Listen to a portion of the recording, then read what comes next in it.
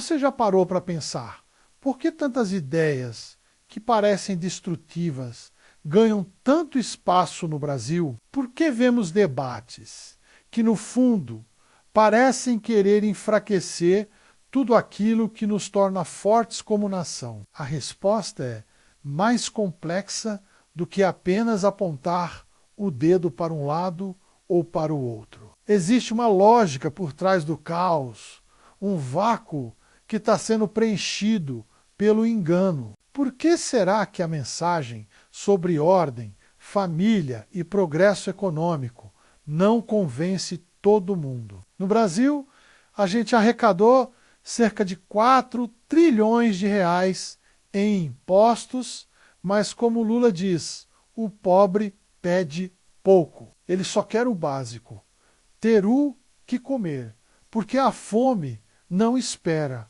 né? E aqui precisamos ser honestos. A direita, com toda a sua boa intenção de organizar a casa e fazer a economia crescer, cometeu um erro fundamental. Ela se apaixonou pelos números, pelas planilhas, pelos gráficos que sobem em telas de LED em escritórios frios. Ficou tão focada no PIB, na inflação e na balança comercial que em muitos momentos esqueceu de olhar nos olhos das pessoas. O povo pobre já passou por tanta fome e num país que arrecada tanto. É inaceitável que o Estado negue um prato de comida a quem precisa. Esqueceu de tocar no coração do povo. Muitas vezes, a esquerda promete comida, mas é nesse básico que se conecta com a alma do ser humano. Enquanto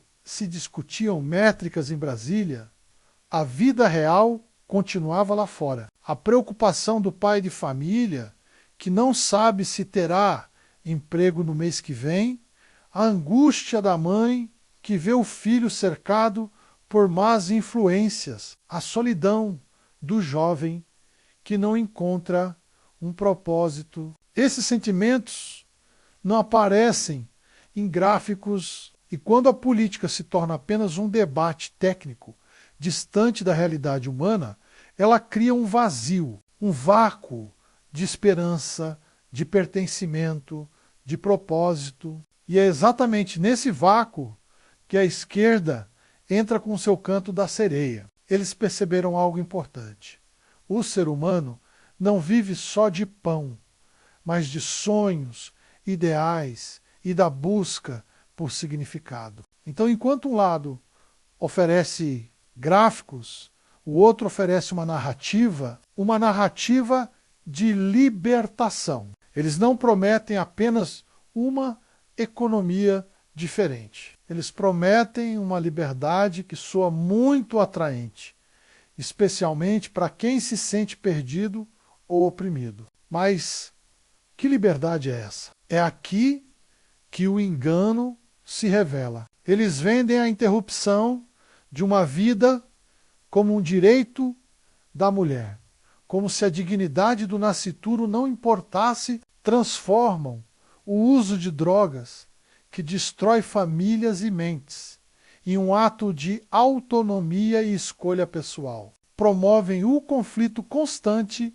entre classes, entre raças, entre gêneros e chamam isso de justiça social. Eles pegam as dores e frustrações reais das pessoas e as canalizam, não para a construção, mas para a destruição. Essa liberdade é uma miragem perigosa. A história já nos mostrou, repetidas vezes, que esse caminho não leva à emancipação, mas à escravidão da alma. Eles te convencem a abandonar seus valores, a relativizar o que é certo e errado, a cortar os laços com sua família, com sua fé, com sua comunidade. Eles te dizem que a tradição é opressora, que a família é uma construção social ultrapassada e que a fé é um instrumento de controle. O objetivo é claro: desconstruir a identidade do indivíduo, primeiro,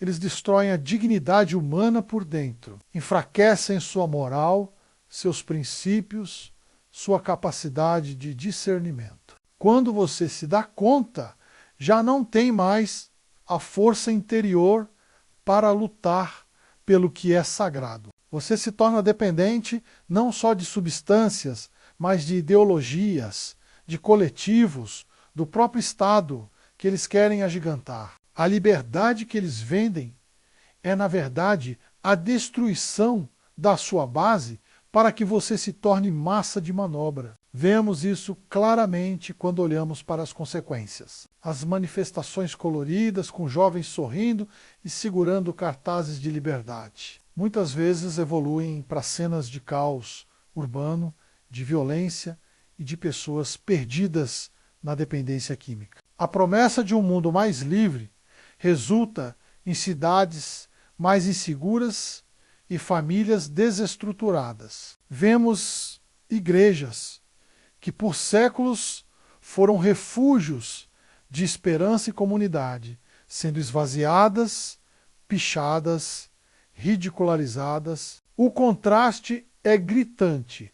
A imagem de uma família tradicional, sentada à mesa, sendo desfeita peça por peça, em nome de um progresso que regride. Então, qual é a solução? Não é apenas trocar um conjunto de gráficos por outro. A solução é preencher o vácuo com a verdade. É a direita entender que política se faz com alma, não só com calculadoras. É preciso falar de esperança, de propósito, de virtude. É preciso mostrar que a verdadeira liberdade não está em ceder a todos os impulsos, mas em ter o domínio de si mesmo para construir uma vida boa, uma família forte e uma nação próspera. A verdadeira liberdade é a liberdade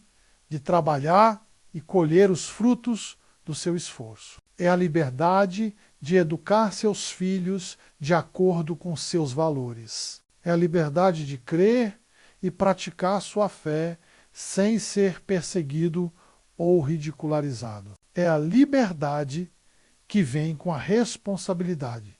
É a liberdade da alma com o dever, com o amor, à pátria e ao próximo. Precisamos resgatar o sentido das palavras. Liberdade não é libertinagem.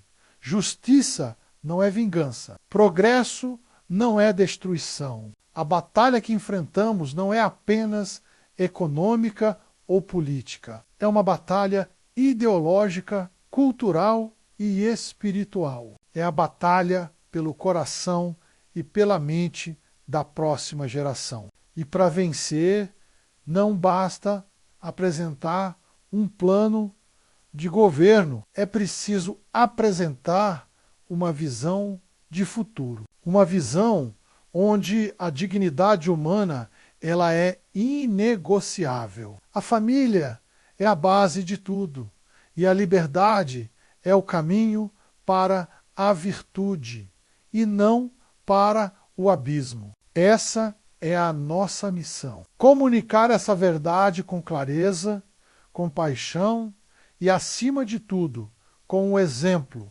Porque quando o povo encontrar uma esperança real, o canto falso da sereia perderá todo o seu poder. Obrigado por assistir. Se você concorda que precisamos lutar por uma liberdade verdadeira, deixe seu like, compartilhe este vídeo e se inscreva no canal para continuarmos essa conversa. Até a próxima!